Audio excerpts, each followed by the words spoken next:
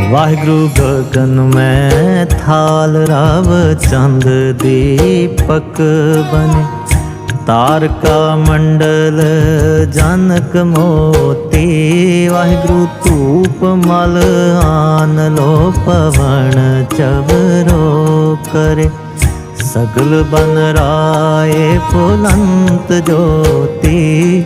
कैसी आरती होए पव खंडना तेरी आरती, अनहता शब्द वाजंत पेरी। वाहिगुरु सहस तब नैन नाना